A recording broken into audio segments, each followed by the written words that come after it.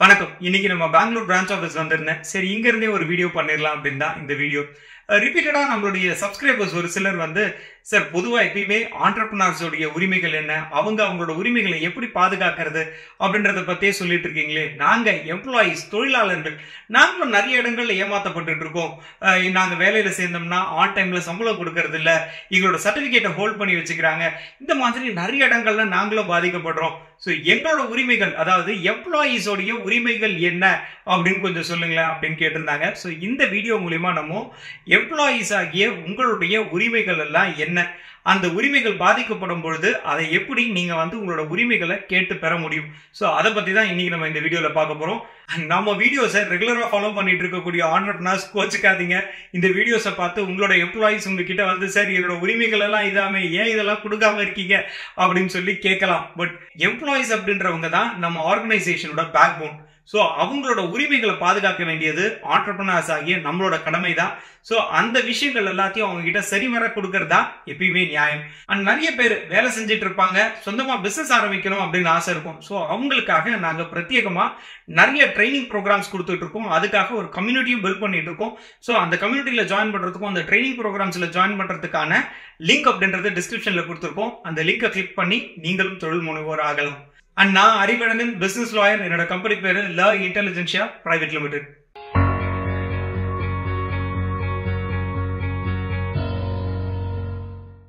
நீங்க ஒரு ஆர்கனைசேஷன்ல எம்ப்ளாயியாவோ ஸ்டாஃபாவோ போய் ஜாயின் பண்றீங்க அப்படின்னா உங்களுக்கான கடமைகள் நிறைய இருக்கு, உங்களுக்கான உரிமைகளும் நிறையவே இருக்கு.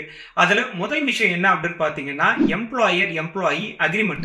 இந்த இடத்துல நீங்க ரொம்ப ரொம்ப கவனமா இருக்கணும். எதனால அப்படின்னு பாத்தீங்கன்னா இந்த எம்ப்ளாயர் அக்ரிமெண்ட், இது பல்வேறு பெயர்கள் சொல்லி அழைப்பாங்க. எம்ப்ளாயர் எம்ப்ளாயி அக்ரிமெண்ட் அப்படின்னு சொல்லுவாங்க, ஆஃபர் லெட்டர் அப்படின்னு சொல்லுவாங்க, பல்வேறு பெயர்கள் இருக்கு இதுக்கு. ஸோ இதுல தான் முக்கியமா உங்களுக்கும் ஆஸ் அன் எம்ப்ளாயி உங்களுக்கும் ஆர்கனைசேஷனுக்கும் இடையில இருக்கக்கூடிய டேர்ம்ஸ் அண்ட் கண்டிஷன், அதை பத்தி சொல்றது தான் இந்த எம்ப்ளாயர் எம்ப்ளாயி அக்ரிமெண்ட் இல்லைன்னா ஆஃபர் லெட்டர்.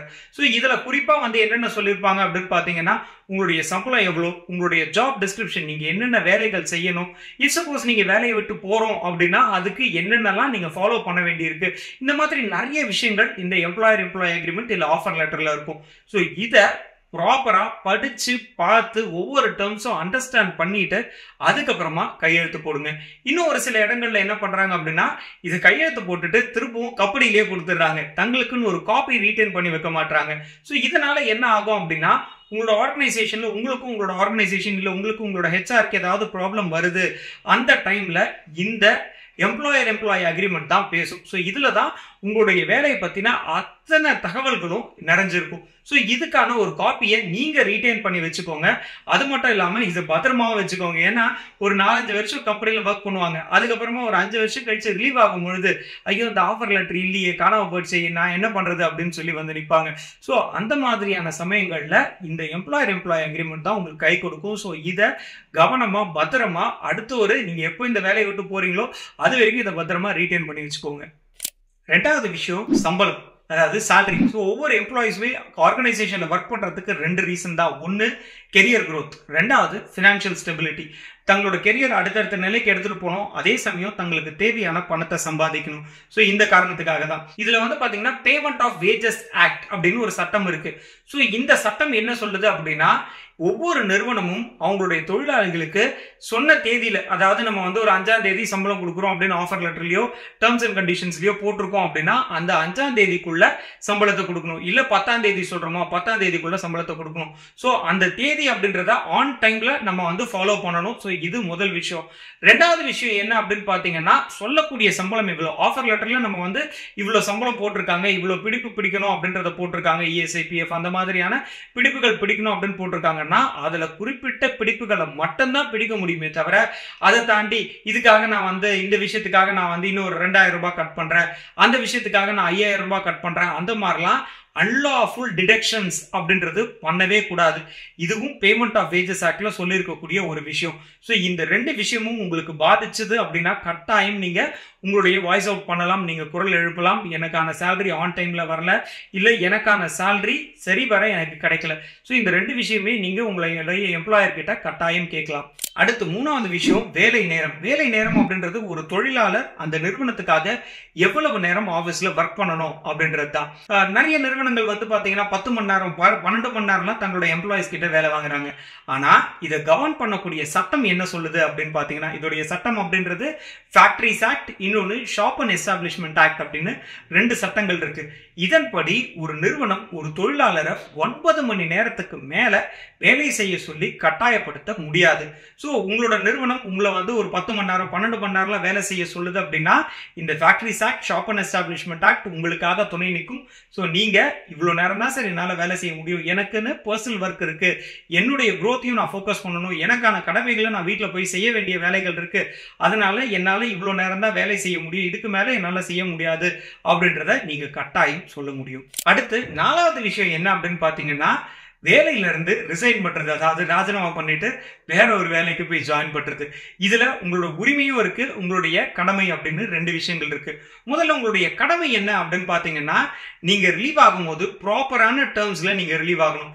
பொதுவா என்ன பண்ணுவாங்கன்னா, எம்ப்ளாயி சம்பளம் வாங்கிட்டு அடுத்த நாள் காணாம போயிடுவாங்க. அந்த மாதிரி இல்லாம ப்ராப்பரா நீங்க ஒர்க் பண்றீங்க அப்படின்னா உங்களுடைய எம்ப்ளாயி அக்ரிமெண்ட்ல என்ன டேர்ம்ஸ் அண்ட் கண்டிஷன்ஸ்ல சொல்லி இருக்கு அப்படின்றத நீங்க பார்க்கணும். உதாரணத்துக்கு நோட்டீஸ் பீரியட் அப்படின்றது கட்டாயம் நீங்க ஃபாலோ பண்ண வேண்டிய ஒரு கடமையா இருக்குங்க. என்னன்னா நீங்க வந்து டேர்ம்ஸ் அண்ட் கண்டிஷன்ஸ்ல சைன் பண்ணும்போது நான் 1 மாசம் இந்த ஒர்க்ல நான் வந்து நோட்டீஸ் கொடுத்துட்டு அதுக்கப்புறமா ரிலீவ் ஆகுறேன், இல்ல 2 மாசம் நோட்டீஸ் பீரியட் அப்படின்ற மாதிரி சொல்லி கையெழுத்து போட்டிருப்பீங்க. அந்த விஷயத்த கட்டாயம் ஃபாலோ பண்ணணும். ஃபாலோ பண்ணாம நீங்க போகும்பொழுது லீகல் கான்சிக்வன்சஸ் சந்திக்க வேண்டிய கட்டாயத்துக்கு நீங்க ஆளாக்கப்படுவீர்கள். சோ இதுல எப்படி இந்த ப்ரொசீஜர், இந்த எம்ப்ளாயி அக்ரிமெண்ட்ல என்ன ப்ரொசீஜர் சொல்லியிருக்கோ அதன்படி நீங்க ரிலீவ் ஆகிறது நல்லது. இது உங்களுடைய கடமை. அதே சமயம் உங்களுடைய உரிமை அப்படின்னு பாத்தீங்கன்னா, நீங்க இந்த எம்ப்ளாயி அக்ரிமெண்ட்ல பாண்ட், அதாவது நீங்க கட்டாயம் 5 வருஷம் இந்த கம்பெனில இருக்கணும், 7 வருஷம் இருக்கணும், 3 வருஷம் இருக்கணும் அப்படின்ற மாதிரிலாம் பாண்ட் இருந்துச்சு அப்படின்னா அது செல்லாது. ஸோ இது வந்து இந்த பாண்ட் அண்ட் லேபர் சிஸ்டம் அப்படின்றதுலாம் நம்ம நாட்டில் எப்பவோ அபாலிஷ் ஆயிடுச்சு. அதனால உங்களை வந்து 5 வருஷம் கட்டாயம் இருக்கணும், இல்லைன்னா நான் சர்டிபிகேட்டை ரீடைன் பண்ணி வச்சுப்பேன் அப்படின்லாம் எந்த ஒரு கம்பெனியும் சொல்ல முடியாது. எந்த ஒரு கம்பெனியுமே நீங்க வேலையை விட்டுட்டு போறீங்க அப்படின்னாலும் அவங்க நோட்டீஸ் பீரியட் சர்வ் பண்ணல, எந்த மாதிரியான காரணமா இருந்தாலும் அந்த நிறுவனத்துக்கு உங்களுடைய சர்டிபிகேட்டை ஹோல்ட் பண்றதுக்கு எந்த ஒரு உரிமையும் கிடையாதுங்க. ஸோ நிறைய பேர் பாதிக்கப்படக்கூடியது இந்த இடத்துல தான். அதாவது சர்டிபிகேட்டை ஹோல்ட் பண்ணி வச்சுப்பாங்க, அதனால அவங்களால அடுத்த கம்பெனில போய் ஜாயின் பண்ண முடியாது. இந்த மாதிரி எந்த ஒரு நிறுவனத்தாலுமே சர்டிபிகேட்டை ஹோல்ட் பண்ணி வைக்கிறதுக்கு எந்த ஒரு உரிமமும் கிடையாது. அடுத்து நம்ம பார்க்க போற 5வது விஷயம் பெண்களுக்கு, அதாவது விமன் எம்ப்ளாயிஸ்க்கு நடக்கக்கூடிய செக்ஷுவல் ஹராஸ்மெண்ட். இதுக்காக இருக்கக்கூடிய சட்டம் தான் sexual harassment of women at work place prevention, prohibition and redressal act அப்படின்னு. நிறைய ஆர்கனைசேஷன்ஸ்ல பெண்கள் சந்திக்கக்கூடிய ஒரு பிரச்சனையா தாங்க இந்த ஹராஸ்மெண்ட் அப்படின்றது இருக்கு. ஸோ இதை தடுக்கிறதுக்காக தான் மத்திய அரசாங்கம் இந்த சட்டம் கொண்டு வந்திருந்தாங்க. நிறைய பெண் தொழிலாளர்கள் இந்த மாதிரியான செக்ஷுவல் ஹராஸ்மெண்ட் அப்படின்றத இன்னை வரைக்கும் சந்திச்சுக்கிட்டு தான் இருக்காங்க. இந்த மாதிரி ஒரு ஆர்கனைசேஷன்ல வேலை செய்யக்கூடிய ஒரு பெண் தொழிலாளர் இந்த செக்ஷுவல் ஹராஸ்மெண்ட் அப்படின்ற ஒரு பிரச்சனையை சந்திச்சாங்க அப்படின்னா அந்த நிறுவனத்திலேயே பெண் தொழிலாளர்களால ஒரு கமிட்டி ஃபார்ம் பண்ணப்பட்டு அந்த கமிட்டியே இந்த விஷயத்தை விசாரிக்கலாம். அது மட்டும் இல்லாம இதுல ஒரு டிஸ்ட்ரிக்ட் ஆபீசர் அப்படின்னு ஒரு அதிகாரி இருக்காரு. இந்த வழக்கை விசாரிச்சு அந்த டிஸ்ட்ரிக்ட் ஆபீசர் கிட்ட ரிப்போர்ட் பண்ணா அவரே, ஒரு சிவில் கோர்ட் எப்படி விசாரிக்குமோ அவரே உங்களோட ஆர்கனைசேஷனுக்கு வந்து இந்த வழக்குல என்னென்ன தடயங்கள்லாம் இருக்கோ அந்த விஷயங்கள் எல்லாத்தையும் கலெக்ட் பண்ணி அதை கோர்ட்ல ப்ரொடியூஸ் பண்றதுக்கோ இல்ல போலீஸ் ஸ்டேஷன்ல ப்ரொடியூஸ் பண்றதுக்கோ அந்த டிஸ்ட்ரிக்ட் ஆபீசருக்கே உரிமம் இருக்கு. இந்த மாதிரியான செக்ஷுவல் ஹராஸ்மெண்ட் பண்ணக்கூடியவங்களுக்கு கிட்டத்தட்ட 3 வருடம் வரை சிறை தண்டனை இருக்கு. ஸோ அதுதான் அவங்களுக்கான தண்டனை. இந்த மாதிரி செக்ஷுவல் ஹராஸ்மெண்ட் பத்தி, அதுவும் விமன் எம்ப்ளாயிஸ் சந்திக்கக்கூடிய செக்ஷுவல் ஹராஸ்மெண்ட் பத்தியே டீடைலா ஒரு வீடியோ போடலாம் அப்படின்னு பிளான் பண்ணிருக்கோம். அடுத்த வாரங்கள்ல அந்த வீடியோ உங்களுக்காக தயாரா இருக்கும். நம்ம இன்னைக்கு இந்த வீடியோ மூலியமா ஒரு பிரைவேட் ஆர்கனைசேஷன்ல வேலை செய்யக்கூடிய தொழிலாளர்கள் என்னென்ன உரிமைகள் எல்லாம் அவங்களுக்கு இருக்கு, என்னென்ன கடமைகள்லாம் இருக்கு அப்படின்றத பத்தி டீடைலா பார்த்திருந்தோம். இந்த மாதிரி இன்னும் அடுத்தடுத்த வாரங்கள்ல செக்ஷுவல் ஹராஸ்மெண்ட் பத்தியும், அதே மாதிரி கவர்மெண்ட் எம்ப்ளாயிஸ் அவங்களுக்கு என்னென்ன உரிமைகள் எல்லாம் இருக்கு அப்படின்றத பத்தியும் அடுத்தடுத்த வாரங்கள்ல உங்களுக்கான வீடியோஸ் இந்த சேனல்ல வரும். நான் அறிவழகன், பிசினஸ் லாயர். என்னோட கம்பெனி பேரு ல இன்டெலிஜென்சியா பிரைவேட் லிமிடெட். நன்றி, வணக்கம்.